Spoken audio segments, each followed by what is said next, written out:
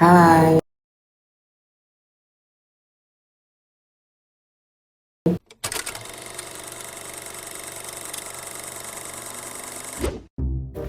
Don't judge a man by his outfit. This guy wears the same black jacket to every event. Seriously, it is like his personal uniform. But behind that simple look is Jason Huang, the CEO of Nvidia.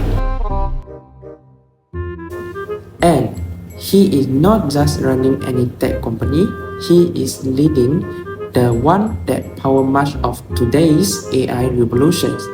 In March 2025, Nvidia overtook giants like Tesla, Amazon, and even Microsoft in market value.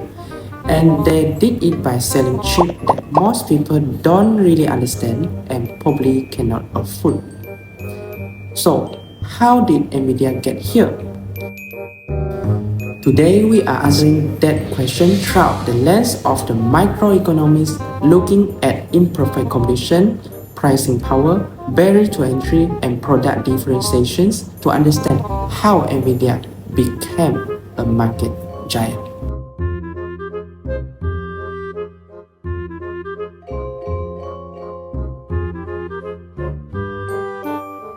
Nvidia stands as the dominant force in the global AI chip market as 2024, the company holds approximately 88% of the AI accelerator market, largely due to the CUDA software, which facilitates the development and training of the AI model on Nvidia GPUs.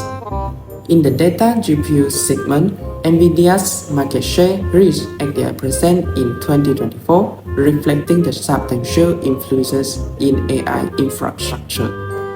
Although Nvidia discrete GPU market share experienced a decline to 82% in Q4 2024 due to increased competition from AMD, the company's overall dominance in the AI chip sector remained significant. And it sounds like hype. Well, the number is back it up. This dominance really showed out in the number. In fiscal year 2025, Nvidia pulled in a record 130 billion in the revenue, that more than double from the year before. And get this, 115 billion of that come just from the data center divisions, the part of the business that power AI. And in just the first quarter of fiscal 2026, ending in April 2025, Nvidia made another 44 billion with 39 billion again coming from the data center. That's a 73% jump compared to the same quarter last year. By the end of May 2025, Nvidia's market cap hit a 3.3 trillion, putting it out there with the absolute biggest name in tech. It is precisely this significant market power that made Nvidia a compelling case study for imperfect competition. This power allowed Nvidia to influence pricing, driving innovations, and engage in complete strategy interaction, all of which we will explore.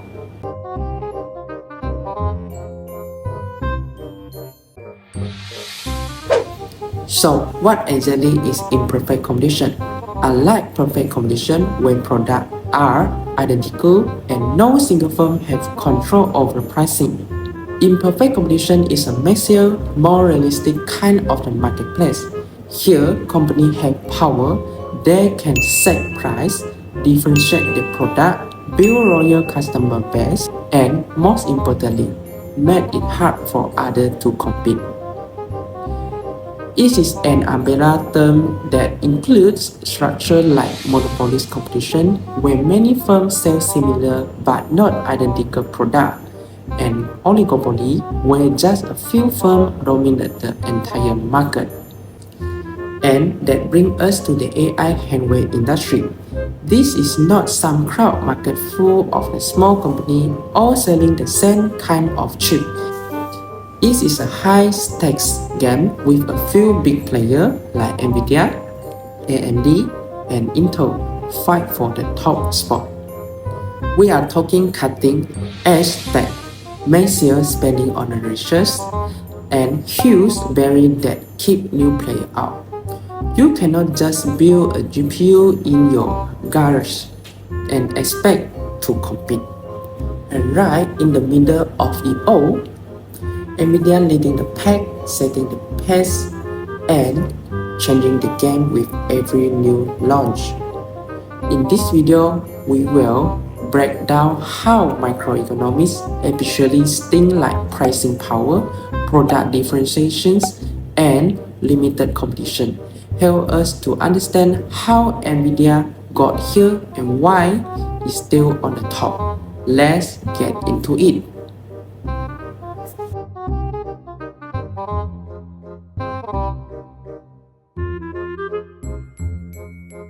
Is Intel's stock price over the past 5 years. It clearly shows that the company has been having a difficult time.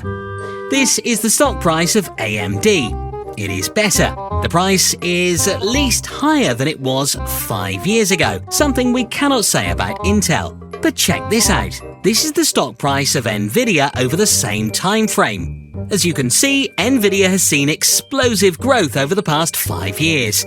This surge propelled Nvidia to a market capitalization of $3.6 trillion, becoming the largest company in the world by the beginning of 2025, before losing that title to Apple a while later.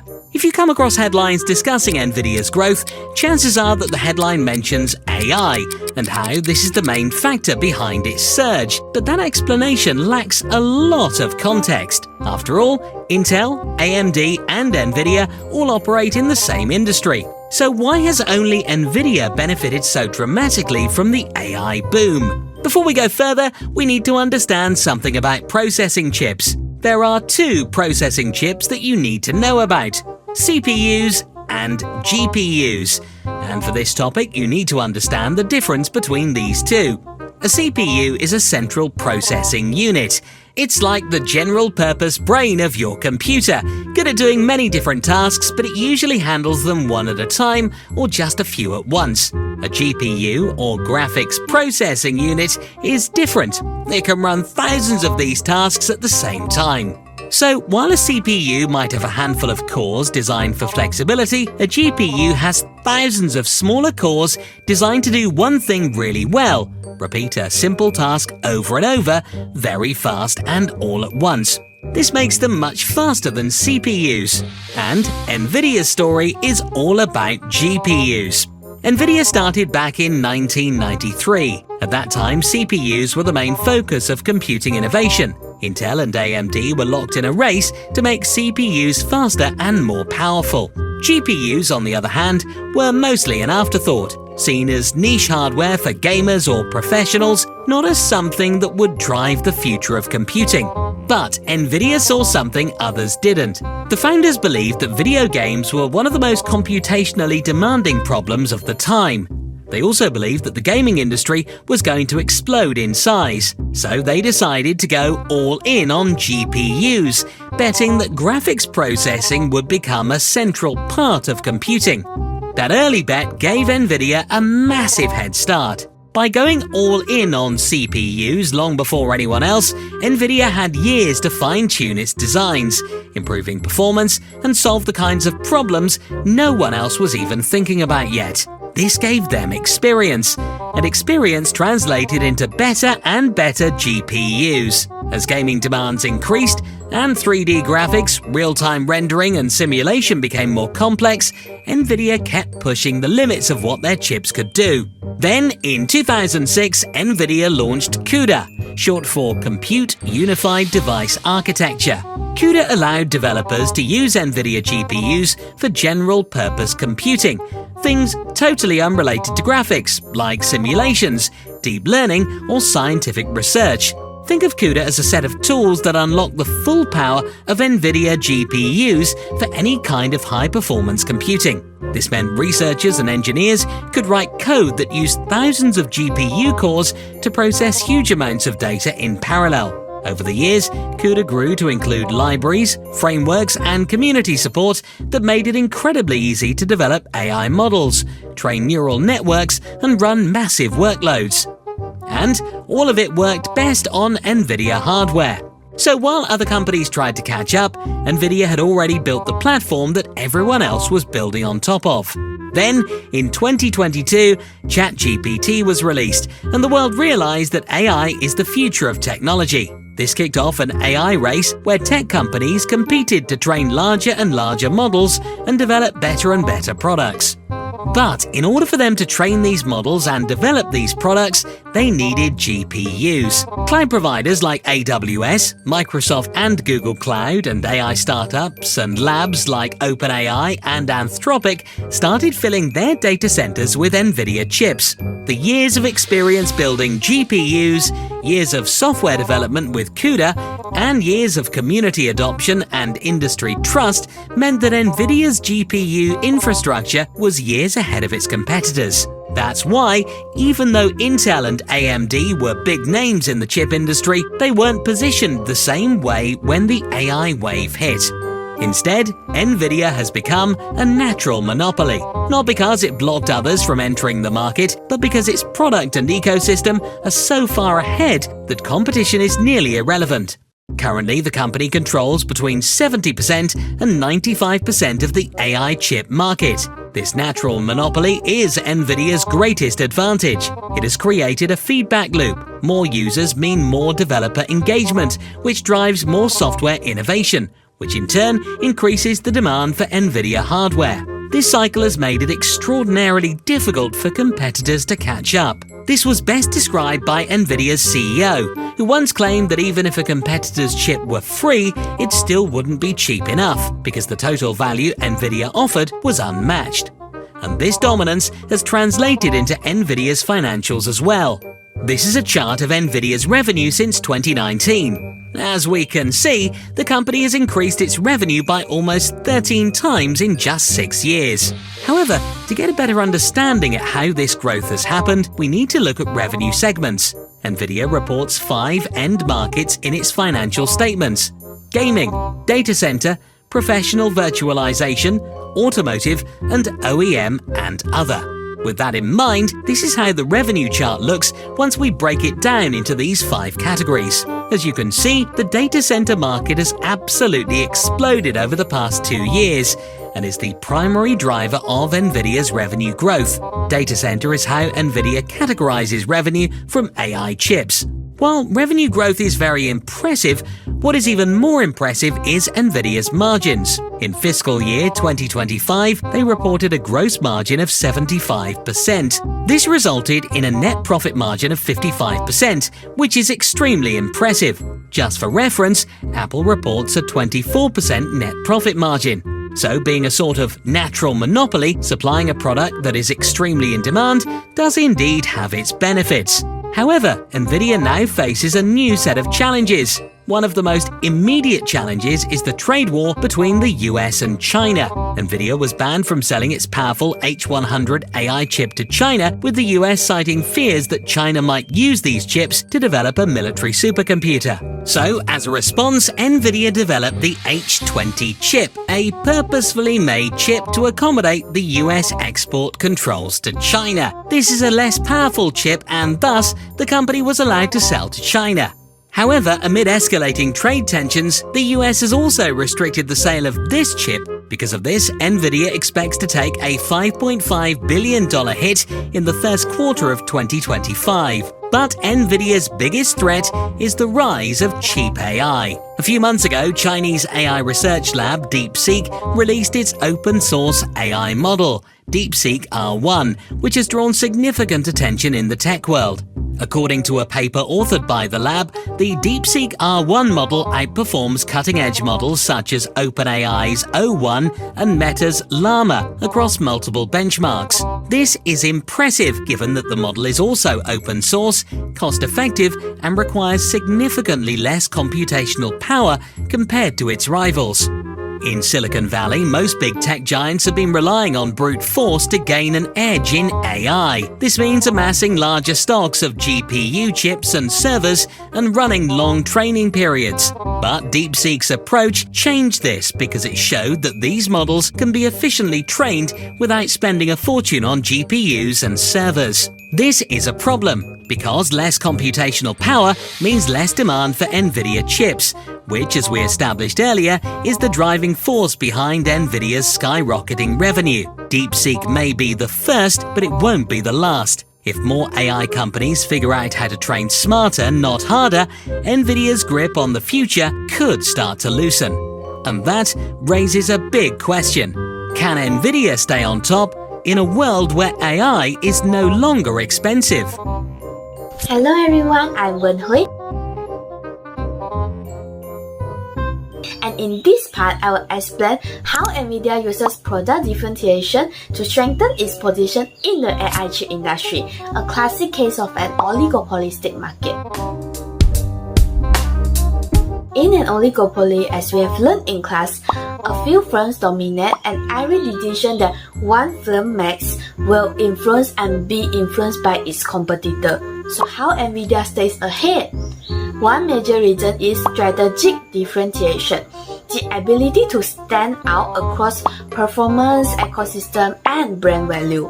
First, technological leadership. Nvidia consistently delivers high-performance GPUs, not just different, but clearly better than its competitors. From Hopper architecture like the H100 to latest Blackwell platforms like the B100 and GB200, Nvidia keeps pushing the boundaries of speed, energy efficiency, and AI power. In economics, this is called vertical differentiation, where one product is objectively superior and this innovation isn't random. It reflects Nvidia's role as a first mover. Similar to the leader in the stackable model, the firms that first move force others to play catch up. Do you think that your products, Nvidia, is at the very center of this and has become the must-have products to power this next big step? Well, we're the world's engine for AI.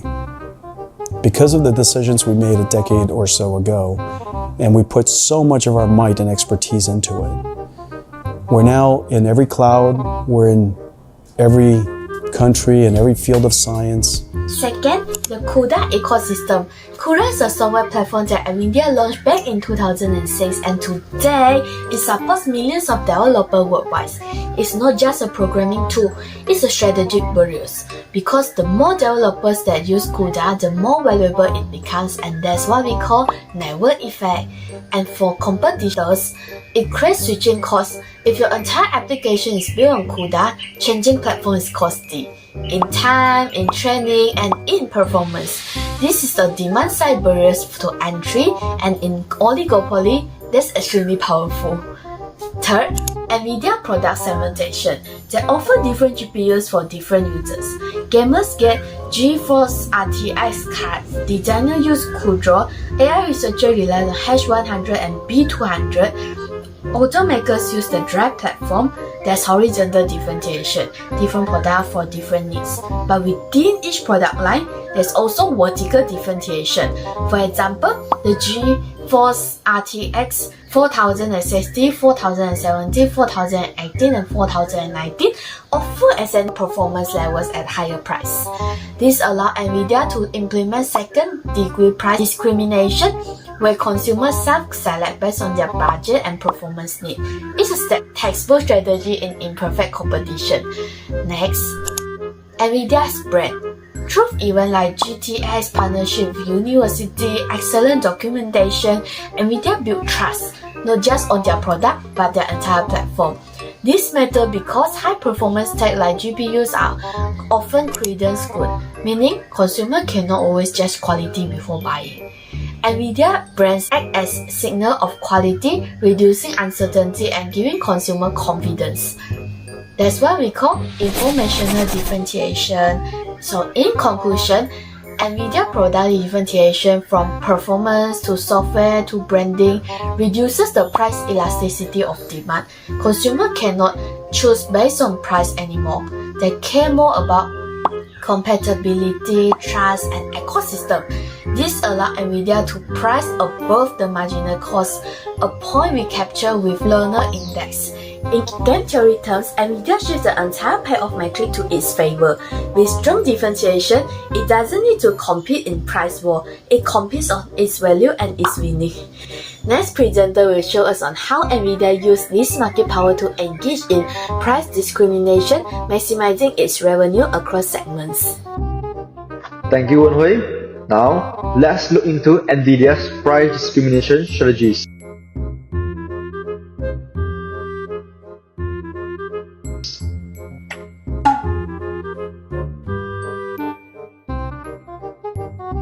Given its market power derived from strong product differentiation and an oligopolistic market structure, Nvidia is well positioned to employ price discrimination strategies to maximize revenue.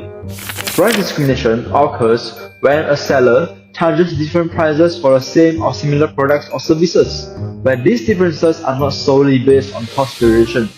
For it to be successful, a firm needs market power, the ability to segment its customers based on their willingness to pay, and the ability to prevent resales between segments.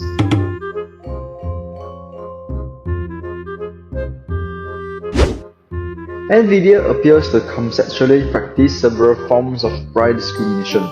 Firstly, in third-degree price discrimination, Nvidia divides its customers into groups and charges different prices to each, evident in its distinct product lines targeting segments with varying price elasticities of demand. For instance, data center customers, such as cloud providers and AI research labs, exhibit a high willingness to pay for peak performance in AI training and inference. Consequently, products like the H100 potentially costing $25,000 to $40,000 per unit in dollars, and the latest Blackwell B200 GPUs are priced at a premium, reflecting their substantial value in large-scale AI deployments. In contrast, professional visualization users, including content creators and engineers, are often offered Nvidia RTX GPUs at lower price than data center flagship but higher than consumer gaming cards, catering to their need for robust performance in CAD, animation, and scientific visualization.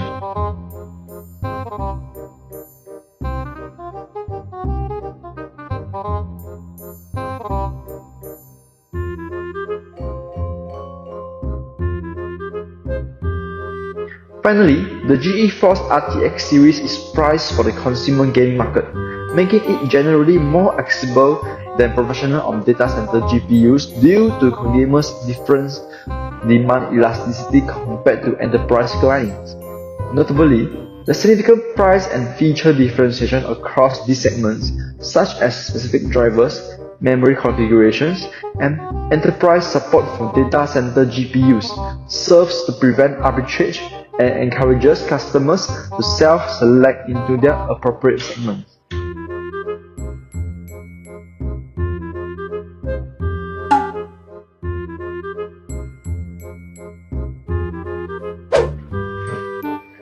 Secondly, Nvidia employs second-degree price discrimination through product versioning and tiered pricing, offering a range of options at different prices to allow customers to choose based on their specific needs and willingness to pay.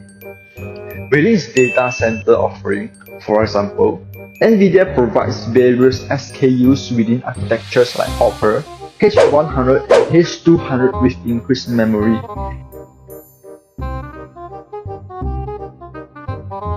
And the new Blackwell platform B100, B200 and the GB200 Grace Blackwell superchip, each with distinct specification and price points, thus enabling customers to select a performance level that aligns with their requirements and budget.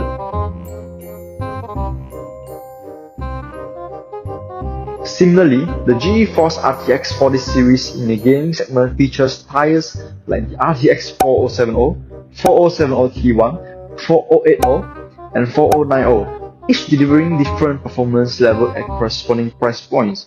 Furthermore, Nvidia extends tiered pricing to its software offerings, such as Nvidia AI Enterprise, a software suite that enhances its hardware with licensing structure designed to capture additional value from enterprise users.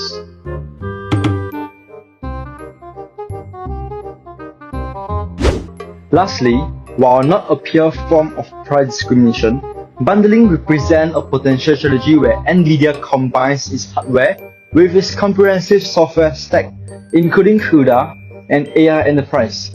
This bundling tactic makes it challenging for customers to unbundle the offerings, effectively increasing the overall value captured by Nvidia.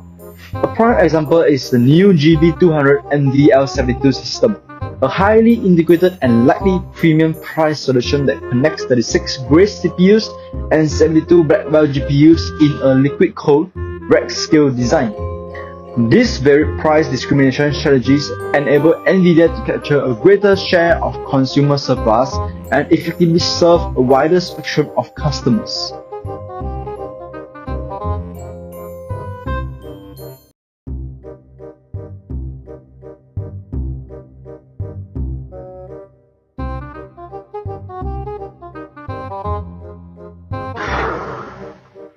Recent price hikes, such as the reported 10 to 15% increase for some AI GPUs in May 2025 due to strong demand, manufacturing complexities, and export control impacts, further highlight Nvidia's ability to leverage its market power in pricing. These strategies allow Nvidia to capture a larger portion of consumer surplus and cater a broader range of customers effectively. Next, Shihan will discuss the formidable barriers to entry this industry.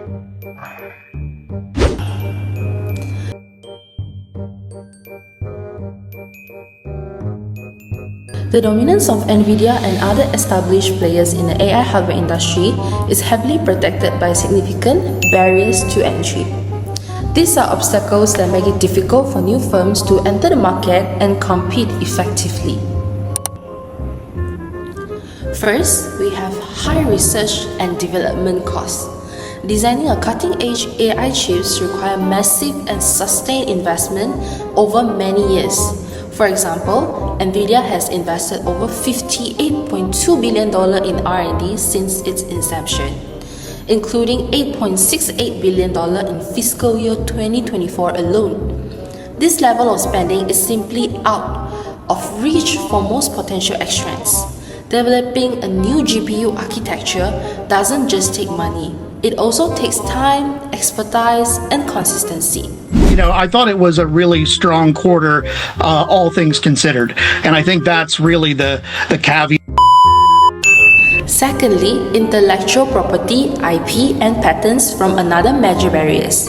Established firms like Nvidia has vast patents portfolios that protect essential aspects of GPU architecture, AI algorithm, and chip design. Take CUDA as an example. While the basic toolkit is accessible, much of the powerful performance comes from proprietary libraries and architecture. This means competitors either risk infringing on Nvidia's IP or must invest heavily to create alternative and non-infringing solutions. Presenting the latest and greatest on our CUDA parallel computing platform. Next, we must consider the manufacturing complexity and economies of scale. High-end AI chips require advanced fabrication technology only available from a few foundries like TSMC and Samsung. Securing manufacturing capacity at these foundries is not only costly but also highly competitive. Even though Nvidia operates on a fabless model, meaning they design chips but outsource the manufacturing, their success still depends on deep expertise in managing supply chains and strong partnership with foundries. For newcomers, achieving this scale and trust is a huge challenge. This could be the world's cleanest factory. It's at the cutting edge of human achievement, where technology meets the future. And it's constantly developing. Closely tied to this is the CUDA ecosystem, which is arguably one of the most powerful barriers of all. As discussed earlier, CUDA is more than just software. It is a tightly integrated ecosystem of tools, libraries, and developer support. The switching costs for developers and companies are extremely high. Porting software to a new platform, retraining developers, and risking reduced performance creates a strong lock-in effect that favors Nvidia. In addition, brand reputation and customer loyalty play a crucial role. Over the years, Nvidia has become synonymous with high performance and reliability in both gaming and AI. For a new trend, Building the same level of trust and market credibility will take a long time and a lot of capital. Lastly, there's the issue of access to supply chains and talent. The chip industry depends on complex logistics, reliable component supply, advanced packaging services, and importantly, top-tier engineering talent. Securing all of this is extremely difficult for startups or smaller firms trying to enter the market. To sum out these barriers, ranging from financial and technical to reputational and structural, collectively make it exceptionally hard for new companies to compete. This reinforces the oligopolistic nature of the AI chip industry, where a few dominant firms control most of the markets. Now, I'll pass it over to the next presenter who will explain how these firms strategically interact using oligopoly models. Hi, I'm Byron, and thanks for the last presenter, Shihan. So now we know Nvidia is a big giant in the market with a few only big players with the entries, the barriers of the entries.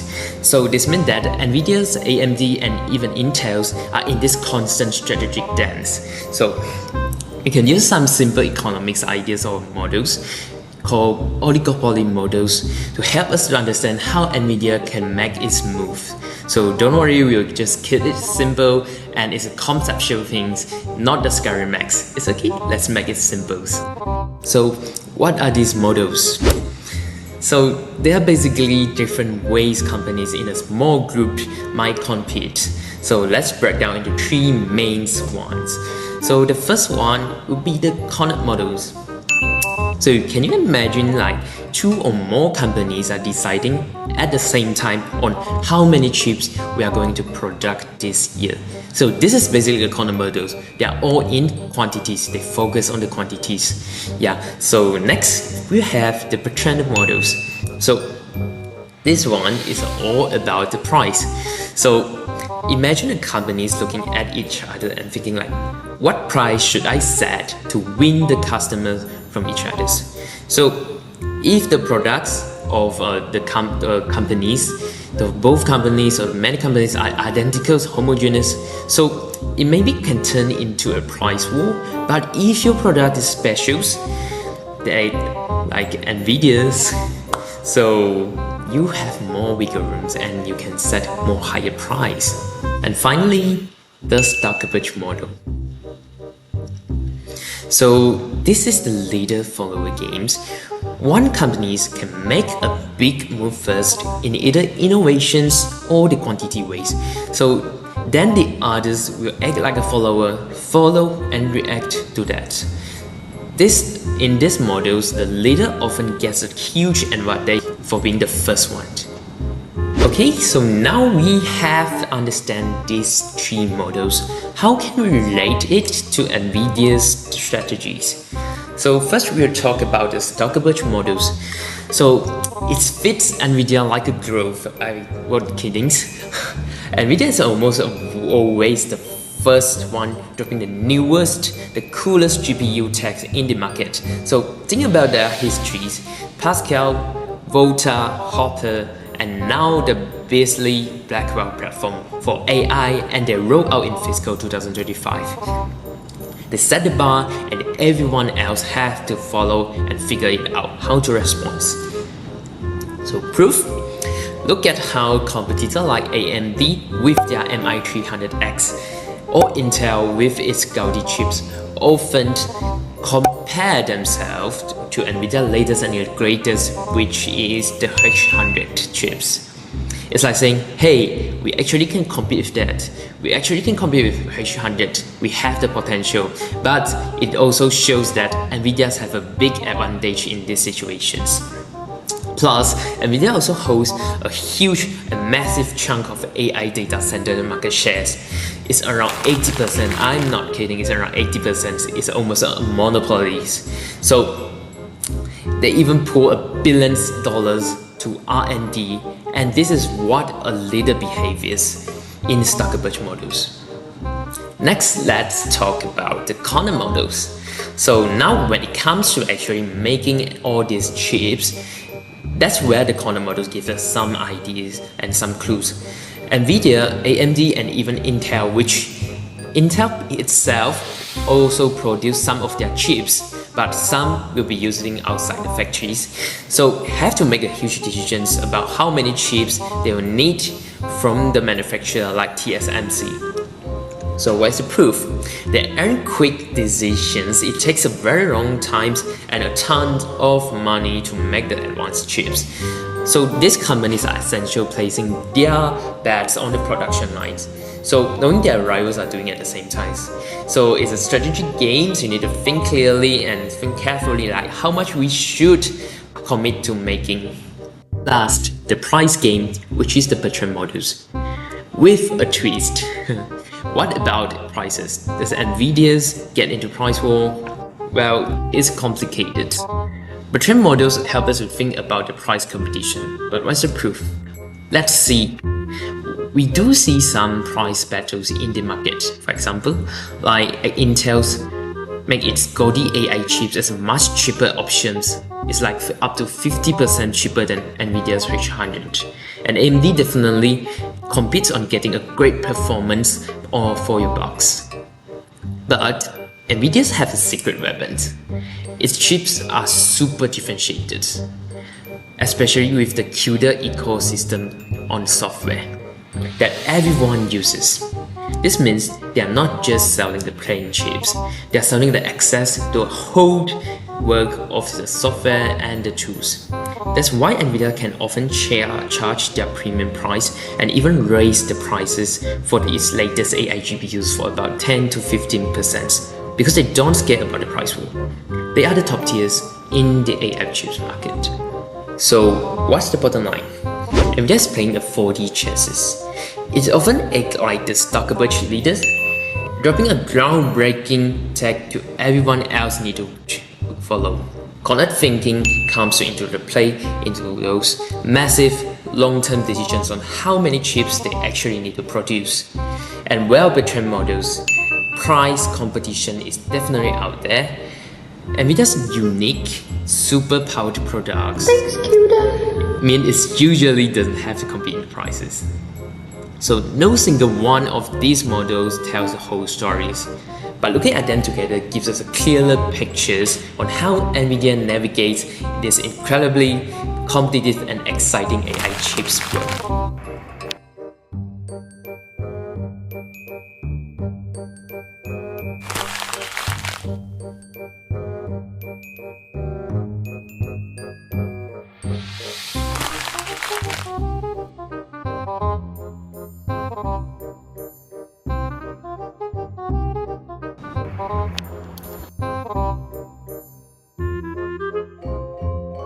After our deep dive into Nvidia strategies, do you understand well about Nvidia through the lens of microeconomics?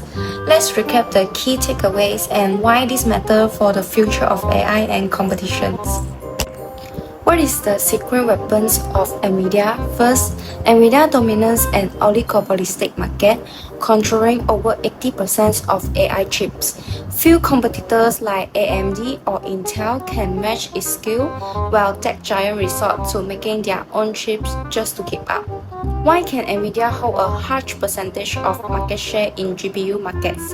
This is because the GPU provided by Nvidia is the only one that is well suited for AI models.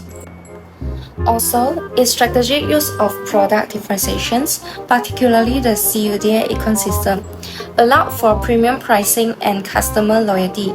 Furthermore, formidable barriers to entry protect its market share, and its interactions with competitors can be understood through the conceptual lens of oligopoly models, where Nvidia often set the pace.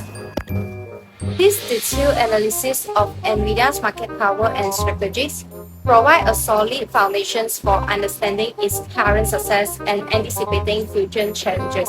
And now we are going to find out how policymakers can fight back. To avoid the cost barriers that were created by Nvidia to block the local AI developers from entering the market, the government should subsidize the local chip development. Thus, their costs will become lower and increase their computing level. Moreover, The government can also impose tariffs on imported AI chips. For example, US has announced that 25% tariffs will be charged on imported AI chips, which has affected the supply chain of Nvidia. Without actions, emerging markets become permanent AI renters, paying Nvidia's toll. But with smart policy, they could build sovereign AI ecosystem like India's AI for all. So the lesson is AI isn't just about algorithms, it's about power. And power starts with who control the chips. That's all for our video. Hope you enjoyed it well. Thank you for watching. Hey!